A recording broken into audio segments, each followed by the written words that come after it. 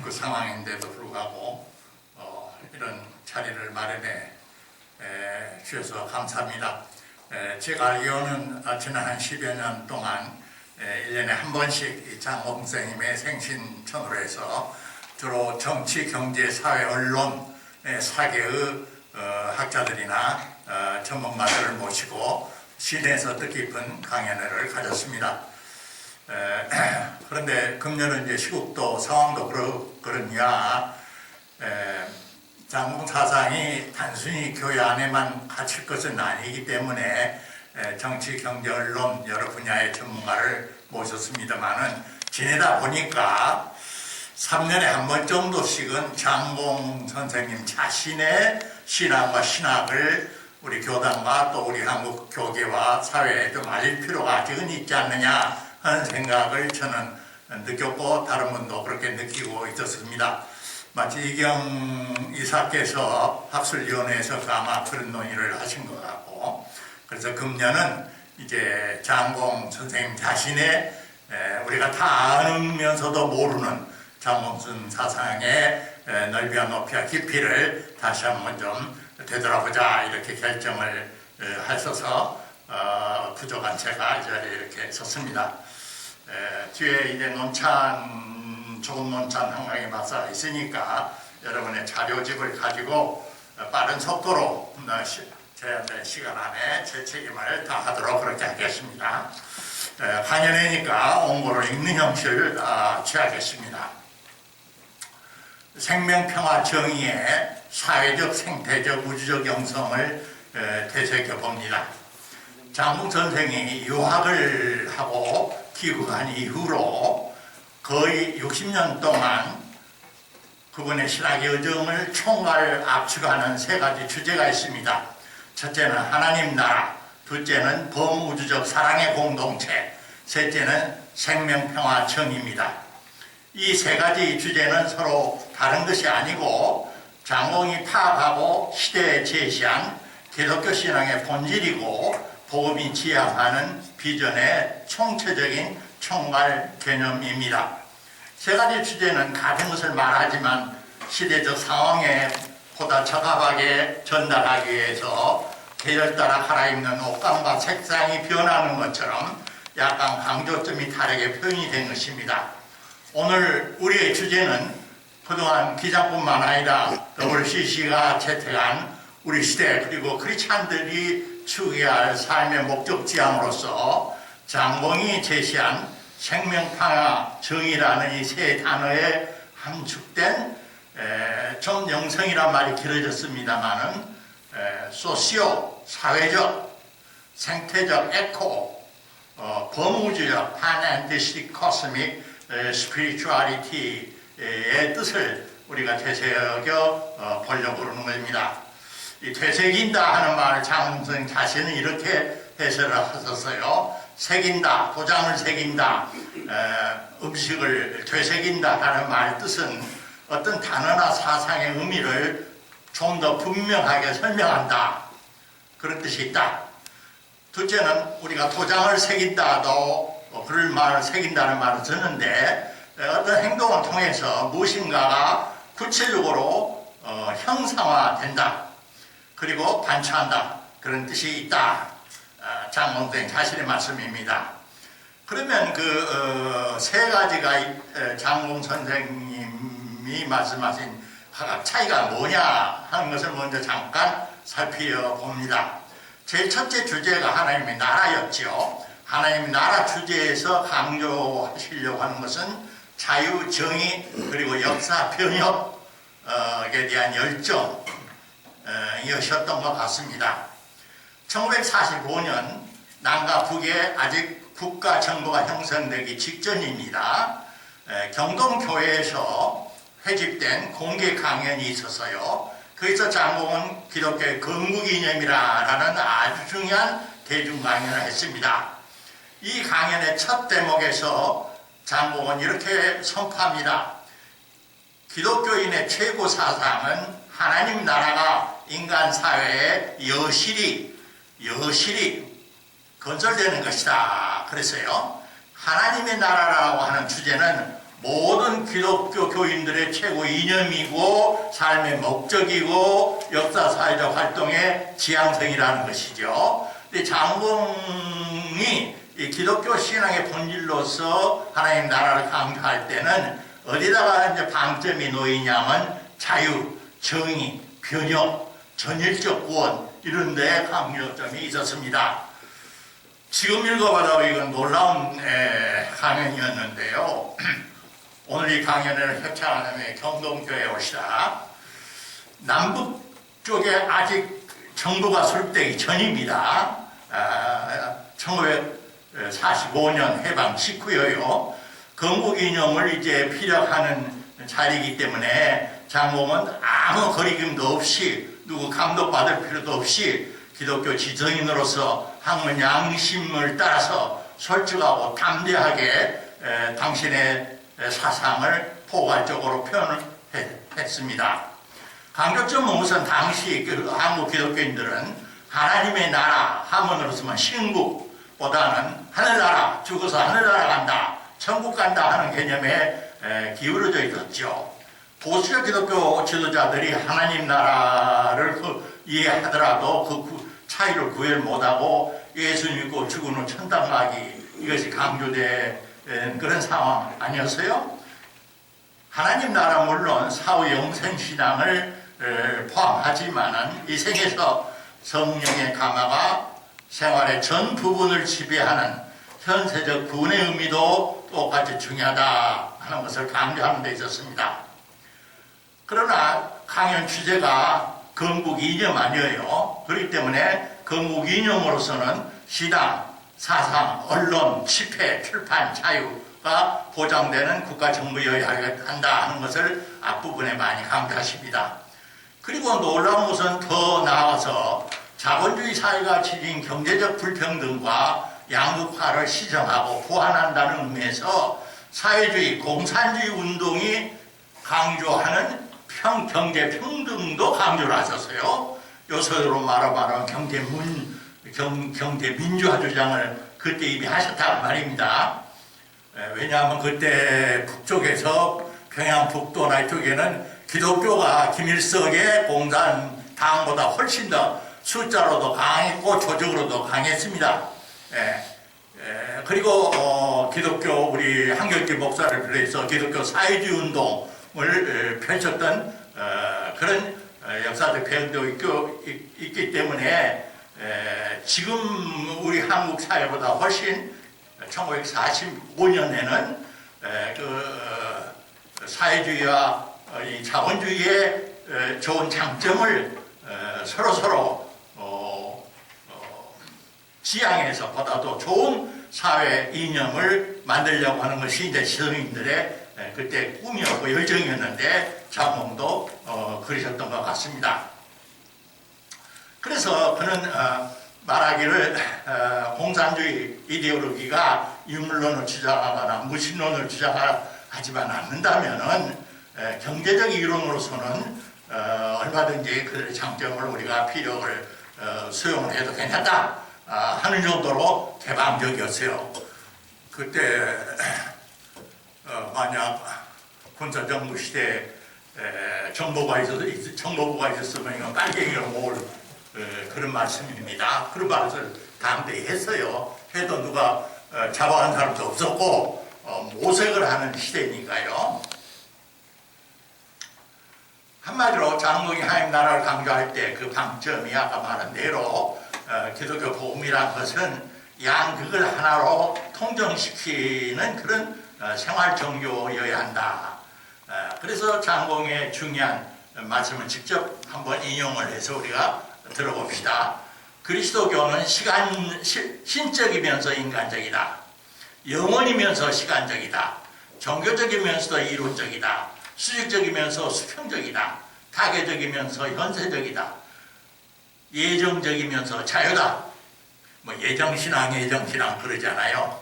근데 진정한 기독교 예정론을 잘 아는 사람은 진정한 기독교 자유인이 아니면 그런 소리 할 자격 없고, 그렇게 잘못되면 노예 예정론이 노예론이 되어버린다. 그런 말이 옵시다. 믿음이면서 핵이다. 개인적이면서 사회적이다. 보수적이면서 진보적이다. 그러므로 어느 한 편만을 주장하고 다른 편을 무시하거나 경시할 때 이른바 일방적 그리스도교가 되어버려서 그 온전한 기능을 발휘하지 못할 뿐만 아니라 마지막 말씀이 중요해요. 오히려 맛을 잃은 소금같이 밖에 버려져서 사람에게 밟히고 마는 것이다. 장공이 기독교 복음의 핵심을 하나님 나라라고 확신했기 때문에 그리스도인은 역사에서 도피하지도 않고 몰입하지도 않고 교회당 안에만 농성하면서 교세만을 확장하려는 그런 교회주의를 비판하셨어요. 역사를 밀가루 반죽 같은 소재로 삼고 예수가 제시하고 보여준 하느님의 나라 전형에 의해서 그 모델에 의해서 그 본에 의해서 새롭게 조성해 가고 변형해 가려는 것이다 이렇게 강조를 한 것입니다. 그러면서 이제 노는 말씀을 장로는 또 하셨는데 예수는 이 역사 속에 하나님의 나라와 그의 의의 뿌리를 심어서 높게 깊게 뻗게 하는 정치라는 말을 썼어요. 정치. 우리로서는 상상조차 하지 못할 정도로 장기적이고 종합적이며 본질적인 경륜과 배포해서 하나님 나라 정치를 추진한다라고까지 말씀을 했어요. 그 인용은 내가 레퍼런스에 달았으니까 가서 찾아보세요. 예수가 정치를 생각하셨다?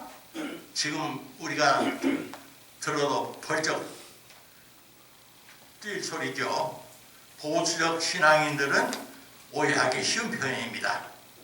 그러나 왜 그러냐 하면 정치라는 개념이 우리 머릿속에 들어있으니까 그래요. 본래적인 정치, 곧 정치의 본래 목적, 정의, 옳음, 바람, 자기 희생을 무릅쓴 생명질서 바로 세우기가 정치의 본래 목적이고 의미라고 할 때는 예수가 하신 일이 우주적 정치, 아무도 생각하지 못할 본질적인 경륜과 폐포에 의거한 하나님 정치를 추진했다. 공자의 논어에 정치란 뭐냐? 다르게 하는 것이다. 정자 정야라 할타에는다와 통하죠. 정의 혹은 공의 실현을 도외시하는 정교라고 하는 것은 아편이 되고 만다. 세상 정치가 될 거야 해서 종교적 이권을 챙기는 사회주의 신견주의, 위선적 보험주의 집단이 되기 쉽지는 말보다 한국 개신교회 대형교회 목회자들은 겉으로는 정치를 아니한 것처럼 위선을 떨지만은 가장 저질적인 정치라고 말할 수도 없는 기득권을 강화하려는 반민주적 정치 권력과 서로 주고받는 야합을 했다. 우리는 지난 70년 이후 소위 교회 성장의 복음신앙을 표방으로 하는 대형 교회의 타락 현상과 한기총을 중심한 한국 개신교회 결과를 점검하면 광화문 집단 현상에서 돋보기 보고 있는 것입니다. 세상이 그것을 미리 알아채고 기독교를 능멸하듯이 조롱하고 달로 밟고 지나가고 있습니다. 결론적으로 말하면 장공의 하나님 나라에서 강조점은 복음은 자유, 정의, 역사 변혁에 있었다 그 말입니다.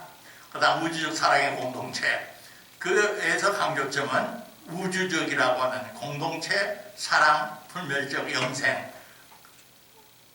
장공의 이제 화두는 1980년 이후에 저는 말씀하셨는데 오늘 여러분이 가지고 있는 뒷부분에 바로 우리 사업국에서 그 원문을 그대로 실어주셨으니까 한번 읽어보시면 더 좋을 겁니다.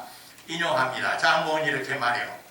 나는 내가 말하는 줄거리 또는 논하는 논조의 마무리로서 그 예가 없을 정도로 범우주적 사랑의 공동체를 들었습니다. 말했습니다. 그렇지만 자세한 풀이를 한 일은 없지요. 풀이가 없어도 그 말 자체가 상식적으로 풀이를 내포하고 있기 때문입니다. 장봉이 말한 대로 범우적 사랑의 공동체라는 말 그 자체가 어려운 학술용어는 아니죠. 그러나 그 주제어가 내포한 깊은 뜻을 우리가 얼른 알아채기에는 범위가 너무나 넓고 당연한 말 같지만 실천이 불가능한 화두처럼 들렸습니다. 그렇기 때문에 특별히 우리는 그 속에서 공동체라고 하는 말, 사랑이라고 하는 말, 불멸적 영생 세 가지 점을 강조하고 있다고 되새김하고 싶어요. 60년에서 90년대까지 주류 한국의 교회들은 정경 분리 원칙을 관념적 명분으로 내세우지만은 사실은 민중의 소외를 도외시하고 오늘이 마치 전태일의 분신자들 50주년이라고 하는데 보수적 정치 권력과 야합하는 형국을 드러냈습니다. 시간이 없어서 추가하는 말을 한 번도 안 하려는데 여기 왔으니까 제가 여기 학교에서 일생을 살았지 않았어요. 근데 70년, 80년대 시내에서는 그냥 젊은 대학생들이 그래 두들려 봐갖고 배포 포구에 끌려가고 그렇게 야단을 치는데 기독교 방송국 아주 골든타임 9시, 8시, 10시를 이렇게 틀어보면은 조영규 목사님의 설교가 보험적 설교가 삼박자 투표 설교가 나오는데 세상에 관한 이야기는 한마디도 없어요. 한마디도. 성경을 그대로 그냥 반복해가지고 소위 복음적, 순복음적 순복음을 전했다고 말입니다. 그것도 훌륭하시죠. 그래도 오늘 순복음교가 됐지만은 예수님이 보시기에 그랬을까? 이 나라 젊은이들이 두들겨 맞고 머리가 깨지고 남산에 끌려가서 물고문을 당하고 있는데 그것이 옳다든지 틀렸다든지 학생들 그러면 안 된다든지 정치하는 사람들이 경제 건설도 좋지만은 저들의 진위를 알아듣고 좀 환영을 베풀랄지 무슨 이런 방법에 관계된 말을 해야 할 거 아니냐 말이야. 내가 그때 조교수 때인데요. 그 시간에 내가 라디오에 귀를 고저 우리 교문 입구 수의실 그게 라디오가 있어야 돼. 조그만 라디오. 한 번도 그런 소리가 들린 적이 없었어요. 지금 내가 그 이야기를 하고 있는 겁니다. 지금 수상적인 이야기를 하고 있는 거 아니에요. 그래서 더 힘있는 것, 더 크고 넓은 길, 삼박자 축복신앙으로 상징되는 성장위주 선교신학의 교계를 풍미했습니다. 그러한 시대 상황에서 장봉의 행동적 참여신학은 교회론에 있어서 자연히 진리를 증언하는 공동체로서 순환을 각오하라고 하는 메시지가 나가니까 전투적인 모습을 띠게 되고 혁명적 모습을 띠게 되고 흩어진 레지스탕스적 진립수행 모습을 띠게 되었지요. 그 결과 기장의 교단으로서의 특징은 세상 사람들이 볼 때 또 다른 교단이 볼 때는 기장은 사랑이 부족하다. 교회 공동체가 약화됐다. 그런 비판 그리고 우리 교단 안에서도 그런 차성이 일어났던 것도 사실이었어요. 장로는 이제 그런 것은 오해다. 그건 잘못 오해라는 거다 하고 이제 그런 오해를 없애기 위해서 복음의 본질을 다른 표현으로 우주적 사랑의 공동체라 이렇게 강조를 한 겁니다. 그럼 우주적 사랑의 공동체는 너무나 큰데 그래서 줄이면은 렌즈의 초점처럼 이렇게 줄이면은 가장 작은 세포 단위가 뭐냐? 그건 구체적으로 교회라는 거죠. 역사 현실 속에 있는 교회. 공동체가 뭐냐? 일반적으로 이해하는 공동체의 유형에는 혈연 공동체, 지역 공동체, 또 여러 가지 결사 공동체, 정치, 정당, 이념 공동체 등이 많이 있잖아요. 그러나 기독교가 말하는 공동체는 우리가 말할 필요도 없이 초대교회 공동체의 모습입니다. 사도행전 2장에 나온 대로 혈연과 지형과 인종과 사회신분과 문화 배경을 모두 뛰어넘어서 예수 그리스도 안에서 모여서 이룬 십자가와 부활의 공동체지요. 성령의 능력 안에 있는 공동체입니다. 그 속에 흐르는 에너지는 사랑의 에너지고 성령의 능력 안에서 항상 새로워지는 희망의 공동체입니다. 그래 그게 안에는 순례자 의식이 있고 열려진 개방성이 있고 모든 살림을 함께 쓰는 재화의 공공성에 대한 의식이 있었고 특별히 사회에서 버려지고 소외당한 작은 자들에 대한 포용성이 두드러졌습니다.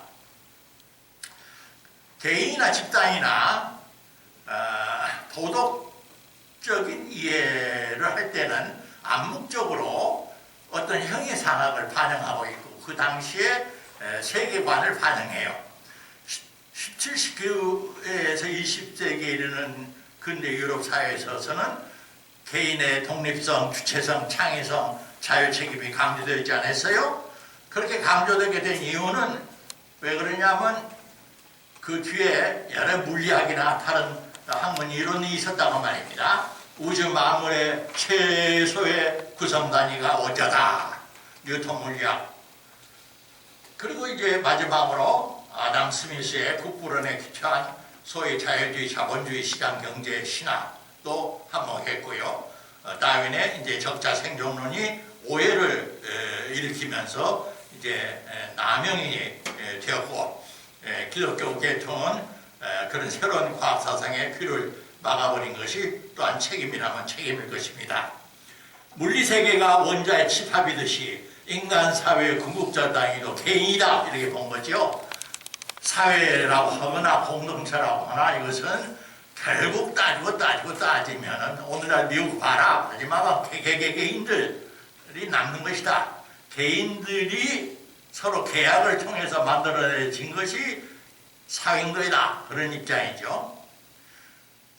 그런 입장에는 개인과 사회, 개체와 전체, 나무와 숲, 셰퍼, 몸의 관계가 상호 공속적인 것이라는 것을 부정하는 겁니다.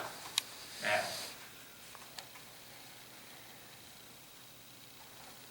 유명한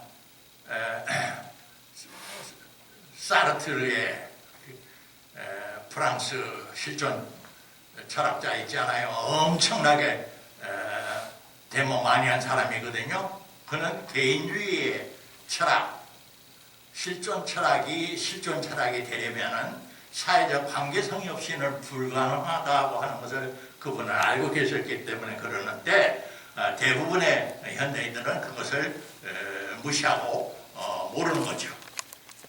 존재 특기 위치의 존재하는 이치가 상호 공속적이고 동시 발생적임에도 불구하고 근대 서구 문명은 근본적으로 공동체를 해체하거나 약화시켜서 개인주의를 신봉하는 사회를 형성해 갔죠. 개인의 창의성과 이익 추구를 그대로 놔둬라. 정부나 군주는 간섭을 할 수 있는 대로 하지 마라. 각자 개인이 최선을 다해서 사업을 하고 돈을 벌고 공장을 짓고 하면은 시장 경제의 모순은 소위 말하는 보이지 않는 선에 의해서 자연이 서로 체크된 밸런스가 이루어져서 해결이 다 된다 하는 소박한 낙관론이 바탕에 깔려 있습니다. 그리고 이제 생명세계에는 엄정한 자연의 이 생태계에는 무자비한 자연선택과 적자 생존 원리가 존재하지 않느냐. 뭐 인간도 생물인데 뭐 별가득이 있느냐. 강한 놈이 약한 놈을 지배하게 돼 있는 거다. 이게 지난 300~400년 유럽의 모든 강대국들이 아시아, 아프리카를 식민 지배했고 뒤늦게 이제 일본도 나도 한몫 끼란다 하고 일본도 이제 그것을 받아들여서 우리 조선과 중국과 만주를 들러먹었죠. 그리고 그 위에 우리가 이제 늦게 아리로서 소위 박정희 군사부 됐다 이후에 추진해온 한국 사회 근대화 상하화 정보화도 그러한 정치철학적 신념의 우파들이 정치, 경제, 언론, 문화계를 지배해왔습니다. 그 결과 한국 사회도 급격히 공동체 의식이 사라지고 개성, 자유, 창의성, 경제 성장이라고 하는 명분을 내걸고 각자 도생의 무정한 무한경쟁 사회가 지금도 진행되고 있습니다. 장공이 기독교의 본질을 설명할 때 우주적 사랑의 공동체라는 주제를 정하는 것은 사랑이 기독교 신앙의 알파 오메가라는 것은 다 안단 말이에요. 그 장공은 우리 신학교에서 저도 그렇게 배웠는데 아가페, 에로스, 필리아가 각각 조금씩 맛이 다르다 이런 구별도 장공은 뛰어넘었습니다. 그 다 사랑이다. 사랑의 색깔이 다른 것뿐이다. 기독교에서 말하는 사랑은 그 세계를 다 갖춘 사랑이다 그랬어요. 그렇기 때문에 그 사랑이 우주적 혹은 범우주적이라는 것은 사랑의 범위를 개인이나 가정사회, 국가, 자기가 소속한 종교, 교파, 마지막으로는 인간들만 누리는 그런 사랑이 아닌 그런 자폐적인 제한성을 넘어서게 하려는데 이제 범우주적 혹은 우주적이라는 단어를 이제 즐겨 쓰셨어요. 장고 말씀을 한번 이용해 들어봅시다. 사랑의 범위를 전 우주적으로 넓힐 때 우리의 공동체는 우주적으로 넓어집니다. 그것이 땅 위에 임하는 하나님 나라의 모습 아닙니까? 우리가 세계적 사랑의 공동체, 더 나아가서 범우주적 사랑의 공동체를 구현하기 위해서 우리의 모든 것을 바친다면 물질, 정력, 시간, 정성, 지성, 재능 그렇게 바친다면 결코 부끄러움을 당하지 않을 것이며 그 공동체 안에서 함께 영생할 것입니다. 여기서 영생이라는 말씀을 하셨어요. 물론 신학은 정치학, 경제학, 사회학, 의학처럼 구체적인 방안까지 다 말할 수는 없지요. 그러나 생명과 공동체가 마땅히 가야 할 큰 방향, 목적 지향성을 성경과 그리스도의 삶과 죽음 부활의 빛 안에서 세상에 선포하는 그 일을 해야 할 책임이 있습니다. 장군의 이 범우주 사랑의 공동체 비전에서 볼 때 오늘 인류 문명과 한국적 삶의 상황은 가히 원시시대 수준에서 헤매고 있다고 말해도 과언이 아니잖아요. 왜 그럽니까? 유럽에서는 아까 말한 대로 그들이 강대국일 때 19세기 때 제국주의를 표방하고 식민 지배를 해서 많이 들쳐먹었어요. 그래서 가난해진 아프리카 국가들이 난민과 이민이 되어가지고 이제 우리도 좀 살려주시오 하고 유럽을 찾아오는데도 받아들이지 않아요. 유엔 기구 안에서 동북아시아나 중동, 서남아시아 지역에서 아직도 이 지구라고 하는 작은 행성이 이 넓은 우주 공간 안을 오늘 돌고 있는데 그 안에서 3살 먹은 5살 먹은 애기들의 땅 뺏기 노름처럼 국가 영토 분쟁으로 찌그락찌그락하고 전투적 충돌이 일어나고 있잖아요. 미국 바이든이 정권이 바꿔진다고 하는데만 한반도는 그들의 이해 타산으로 70년이 지나도록 평화협정 체결조차 못하고 있습니다. 전문 경제학자들의 연구 발표를 보면은 그 통계 숫자는 뛰어넘어서 한국 사회도 이 빈부격차가 우리가 생각하는 상상 이상으로 심각한 것 같습니다. 법인을 포함한 초상류 10%가 나머지 국민이 가진 부의 90%를 점유하고 있다고 합니다. 경제적 중산층이 무너졌고 하루에 지금 극도의 경쟁 피로 삶의 비정함에 신음하고 있습니다. 이러한 현상은 장로이 말하는 교회의 궁극적 목표인 범우주적 사랑의 공동체의 모습과 너무나 거리가 멉니다. 그럼에도 불구하고 교회는 부익부, 빈익빈 양극화, 대형교회 집중 현상을 하나님의 물질적 축복이라고 강변을 하고 경제민주화 정책이나 보편 복지 정책을 최근에는 많이 좀 달라졌습니다만은 그건 공산주의, 사회주의, 좌파 정책이라 비난을 합니다. 장공은 아주 무서운 말을 예언자처럼 하고 있어요. 여기 오신 분들이 다른 건 다 잊어버려도 지금 제가 이제 인용해서 읽을 장공의 그 말을 음미하시면서 한동안을 지내셨으면 좋겠습니다. 인용해 봅니다. 그러므로 십자가란 건 뭔지 아느냐? 십자가는 가장 철저한 인간혁명, 사회혁명, 종교혁명을 위한 싸움의 표정이었다. 이때 종교 속에는 기독교도 들어가는 거예요. 기독교는 예외로 빠진 것이 아니고 십자가를 말하면서 기존 질서에 안주한다는 것은 도저히 생각할 수 없다. 그러므로 참 그리스도인은 새 것을 향하여 그리고 하나님 나라와 그의 의를 위하여 부단히 전진한다. 그래서 교회도 불안하다. 전장은 안주처가 아니기 때문이다.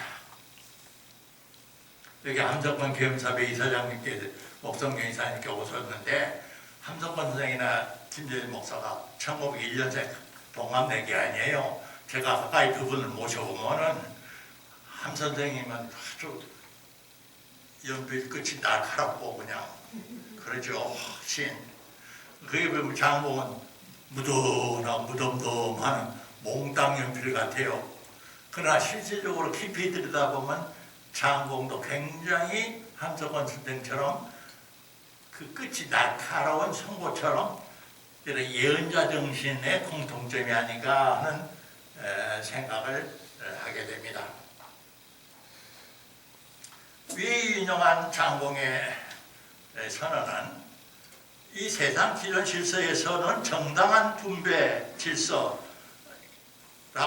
정의로운 제도라고 합리하고 정당화시키는 모든 것을 거꾸로 뒤집어버리고 쟁기질해버리고 있는 것입니다.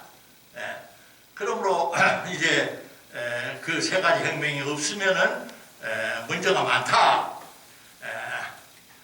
강연을 하는 제 자신도 그 앞에서 볼 때 사이비 목사 노릇 잘했다, 사이비 교수 노릇 잘했다, 잘 먹고 잘 살았다, 그런 반성을 아니할 수가 없어요.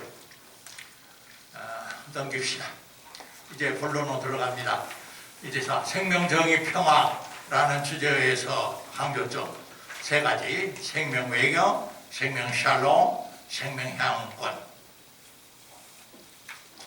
제 세 번째 주제인 소위 생명, 평화, 정의, 그것은 이제 장봉의 특별한 그 해안이 그 속에 담겨져 있었던 것 같습니다. 발제자의 글을 읽고 논찬자가 뒤에 그것을 캐치했더라고요. 말하면 WCC UN에서도 비슷한 주제를 택했는데 거기에서는 생명 순서가 생명, 정의, 평화였어요. 근데 장봉은 생명, 평화, 정의였어요. 그냥 우연히 그냥 붓이 그렇게 흘러가서 그랬을까? 거기에는 깊은 뜻이 있다고 저는 봅니다. 그에 대해서는 좀 이따 설명을 하겠고요. 첫째 화두인 생명에 대해서 생각해 봅시다. 특히 생명 외경 사상과 화정신학 관점에서 볼 때 알버트 시바이처는 우리가 아프리카 램반의 의료 선교사로 노벨 평화상 받은 자로 알려져 있지만은 엄청난 신학자입니다. 특히 사도 바울의 신비주의 연구, 미스틱이 그리스도 안에 있는 신비주의 연구라고는 아주 좋은 책과 예수인 연구 그 두 책만 갖고도 그는 큰 공헌을 했어요. 그분이 이제 유럽에 터질렀던 19세기의 식민지 스탈에 혼자 개인이라도 갚아야겠다 해서 이제 람반의 의료 선교사를 떠났는데 이제 어느 날 1차 대전이 일어났다는 소식을 들으면서 일터로 람반의 가봉국이 어디냐 하면 적도가 지나가는 바로 그 아프리카 왼쪽 맨 끝에 나라입니다. 문득 그는 그 살려고 몸부림치는 많은 생명들의 울부짖음을 듣고 큰 깨달음을 얻었어요. 그리고 그는 그렇게 말합니다. 나 역시 생명들에게 둘러싸여 살아가고 있으며 살려고 하는 생명의지이구나라고는 깨달음입니다. 그리고 그는 생명문화 철학에서 이렇게 단도요약 갈파합니다. 선이 뭐냐? 어렵게 생각하고 하나도 없다. 선의 본질은 생명을 보존하고 증진시키며 최고의 가치로서 생명을 돕는 것이다. 그것이 선이다. 거기에 반해서 악이란 뭐냐?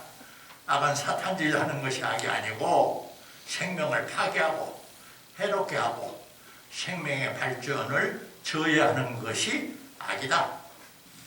사탄의 본질은 거기에 있다 그거예요. 위의 말을 들으면 곧바로 예수가 세상에 오셔서 당신 오신 목적을 요한복음에서 선언하신 말이 생각나지 않아요? 나는 양들이 생명을 얻고 더 얻어서 풍성함을 얻게 하려고 왔다.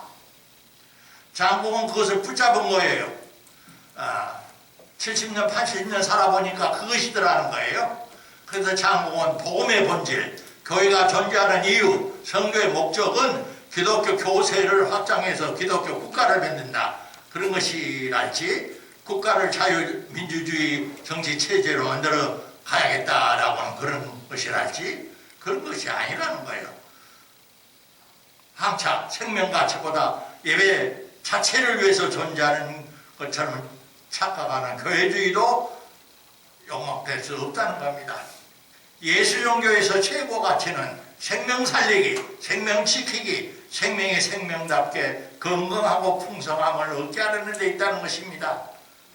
그런데 역사 현실, 정치 경제 현실, 제도적 종교 현실은 어떻습니까? 국가 이념, 교리, 제도, 경제, 부흥, 기존 사회 질서를 유지하기 위해서 생명 가치를 둘째, 셋째로 돌리고 희생시키는 것은 어쩔 수 없다. 그것이 현실인데 우리인들 어쩔 수 있냐? 우리도 이렇게 하고 싶어 하냐? 별의별 핑계를 대고 있습니다. 전쟁이 일어나서 아들, 딸, 남편을 전쟁터에서 한 줌의 채로 돌려버립니다. 노동 현장의 악조건에서 희생당하는 생명들이 있습니다. 교권에 의해서 인격과 영혼을 파괴하는 살인이 있습니다. 특별히 저는 가슴이 아픈 것이 제 막내딸이 고등학교 선생인데요. 말 들어보면은 애들 90%가 무한경쟁의 사회적 교육제도 안에서 속생명이 다 죽어가고 있대요. 학교 가서는 학교 가는 게 아니라 같이 안 돼요. 어쩔 수 없이 학교 가기는 가는데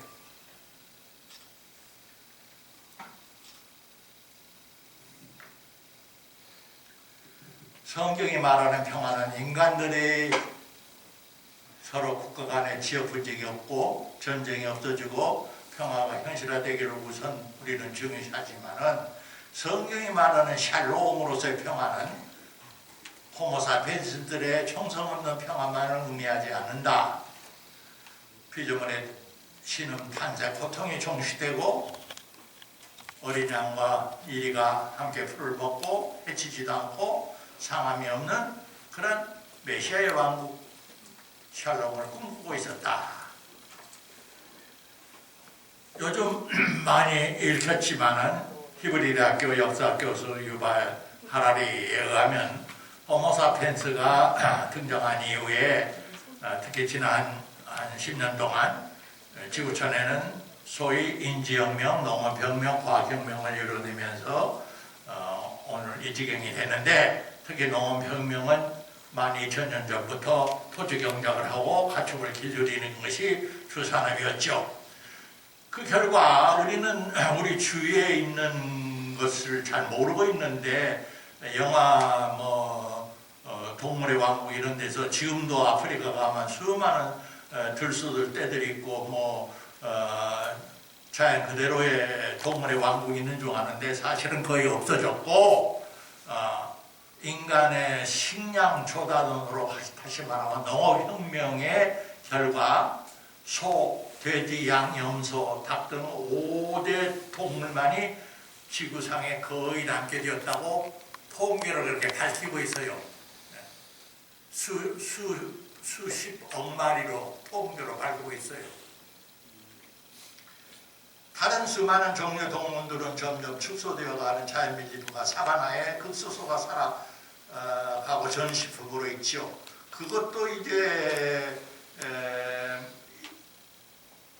그게 남아있지 못하도록 밀림을 파헤치고 그러니까 너 죽고 나 죽자 하고 달려든 것이 코로나 아니에요? 가축으로 선택된 앞서 말한 5가지의 동물들은 멀쩡하느냐? 대부분 거세를 당하죠. 신체 일부가 절단되죠. 가둬놓고 기릅니다. 온갖 화학 제품으로 주사를 줘 품종 개량합니다. 생태 변화를 강도로 천수 누리지 못하고 고기와 양호와 젖을 호모사피엔스에게 약탈당하느라고 일찍 도살해 죽습니다. 이러한 모습은 창조 세계 안에 샬롬이 아니라고 보는 것입니다. 쉬려 말하면 장목이 말하는 생명평화 정의를 말할 때 평화는 샬롬으로서의 평화이며 인간 사회 안에서 인간들 가운데 평화는 물론이고 생태학적 평화까지를 비전으로 내다 보셨다라고 우리는 생각을 해야 할 것입니다. 그러면 이와 같은 문명사적인 강학을 볼 때 정의가 뭐냐? 정의에 대한 고전적 규정은 아리스토텔에서부터 마이클 샌델이나 최근에 유명한 정의란 무엇인가라는 책을 쓴 학자까지 롤즈에까지 다양한 편주곡이 있죠. 그런데 결국 따져보면 정당한 할당을 보장하는 합리적 분배가 정의다라고 결론을 맺을 수가 있습니다. 성경 비유로서 말하면 포도원 품꾼의 비유지요. 일찍 포도원에 나와서 일한 품꾼들이 주인에게 요청하는 것이 정의 원리, 그것이 이 세상의 정의 원리입니다. 일한 시간만큼, 업적을 이룬 만큼, 능력 있는 만큼 차등을 두고 내 몫을 챙기게 해주는 것이 정의란 말입니다. 그리고 질서 잡힌 사회가 이미 안정된 관행이나 제도라고 규정된 질서를 따라서 하는 그것이 정의입니다. 로마 제국시대 귀족들이 일하지 않고도 부와 권력을 얻었습니다. 현대사회에서 재벌 기업의 최고 CEO, 고급 관리들, 고급 공무원, 국회의원, 판사, 로펌 변호사들, 의사들, 그들은 그들의 특수 기능과 능력과 업적 때문에 사회적, 경제적, 문화적 특권과 부를 법 규정이 정한 대로 할당받기 때문에 정의로운 사회를 살고 있습니다. 그러나 법이 규정한 정한 대로라고 하는 그 정의로운 질서, 제도라고 누가 그것을 인준하는가? 그들이 스스로 만든 법이고 규정이죠. 그런데 성경이 말하는 정의 개념은 인간들이 대단히 합리적이고 공정하다고까지 생각되는 앞서 말한 그런 정의 규정을 파격적으로 뒤집어 놓습니다. 그리고 포도원 주인의 뜻을 주장합니다. 다시 말하면 창조주의 의지가 관철되는 복음적 정의, 유스티티아 에반겔리카 것이다. 그것은 모든 인간이 함께 인간으로서 생명체로서 삶을 향유하고 건강하게 살아갈 수 있는 사회 정치적 공생의 원리입니다.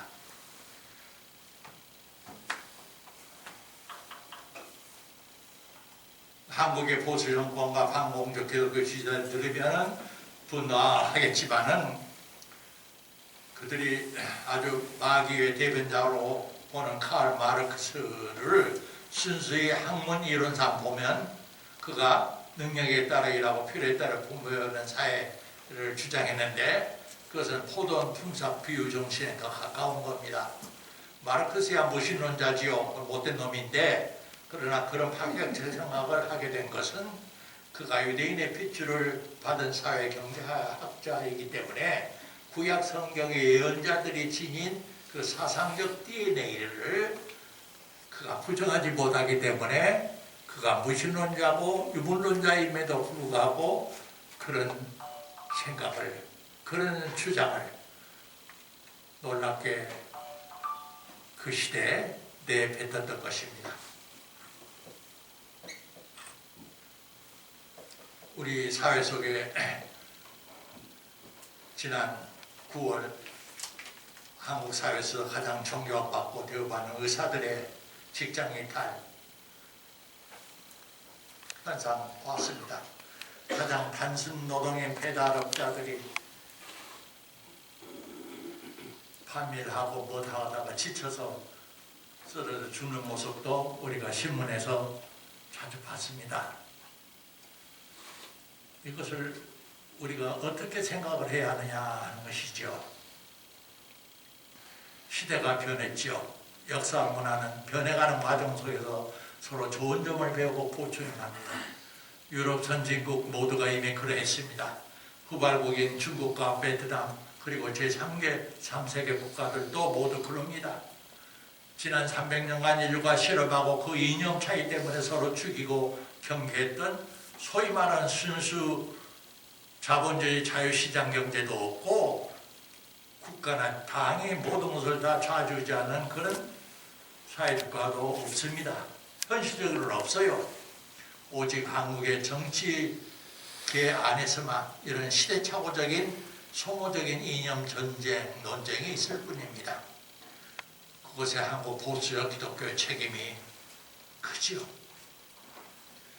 장공은 정의 개념을 그룹으로 새로운 눈으로 재해석해서 하나님의 나라 공공성이 사회적으로 생태적으로 실현되는 것을 정의라고 생각을 했고 평화를 먼저 말을 했던 것은 얼른 생각하면 정의가 있어야 평화가 온다고 생각을 했는데 팍스 로마나를 생각했던 거예요. 로마의 평화, 팍스 로마의 평화.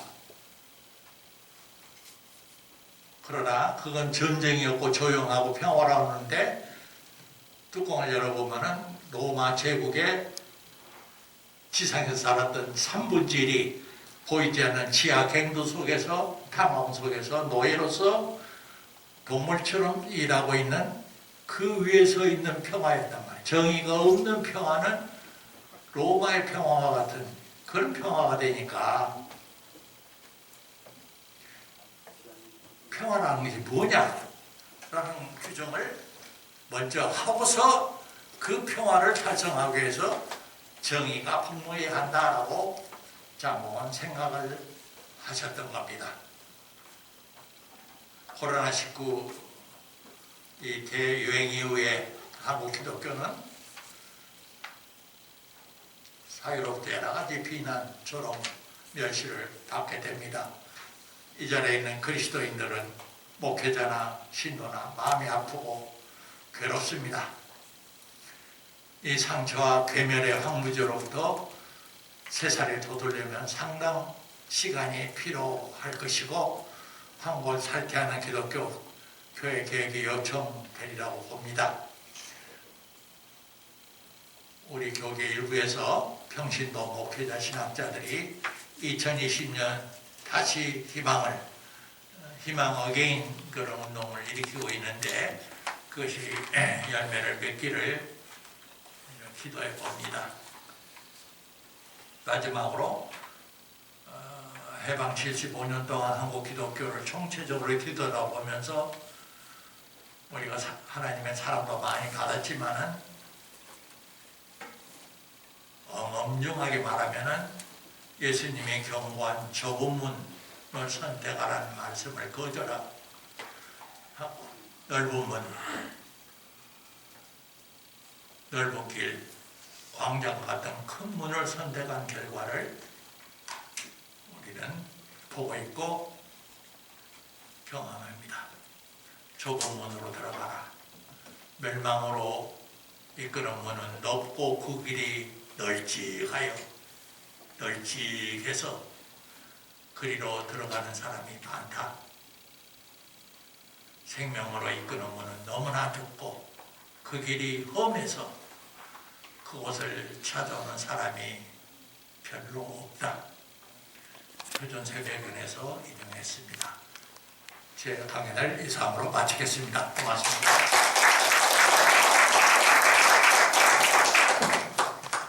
네.